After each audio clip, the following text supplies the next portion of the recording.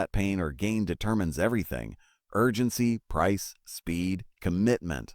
That difference between where they are now and where they could be. That's the gap. That gap is value, not your product, not your features, not your logo. The gap. If the gap is small, price becomes a problem. If the gap is unclear, urgency disappears. If the gap is misunderstood, the deal stalls. And if the gap doesn't exist at all, the buyer does nothing, which is the most common outcome in sales. Doing nothing is the buyer's favorite option. So if you want to win more deals, stop asking yourself, how do I close better? Start asking, yes, do they even have a problem worth fixing?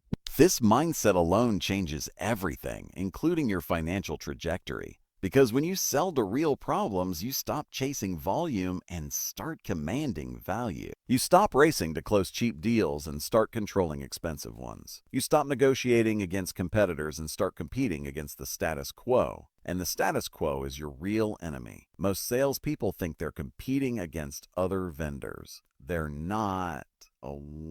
They're competing against comfort, familiarity, fear of change, and indecision. People will tolerate pain far longer than you think, especially if the pain feels familiar. This is why your job is not to pitch change. Your job is to make staying the same more painful than changing.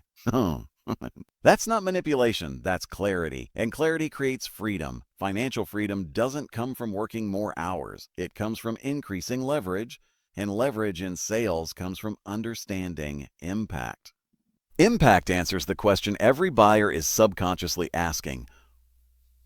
What happens if I don't fix this? If the answer is not much, you don't have a deal. If the answer is it will lose revenue, market share, time, morale, credibility, or opportunity, now you're in business. Your income will always be proportional to the problems you solve, not the effort you put in, not the hours you work, not how busy you feel. Problems. Big problems pay big money. Small problems create small commissions and endless stress. This is why the best salespeople don't sell harder. They diagnose deeper. They ask uncomfortable questions. They challenge assumptions. They don't accept surface-level answers. They are not afraid to uncover pain, because pain already exists.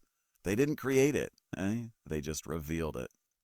And here's the paradox most people never understand. When you truly understand a buyer's problem, objections disappear. Price objections are not about price. Timing objections are not about timing.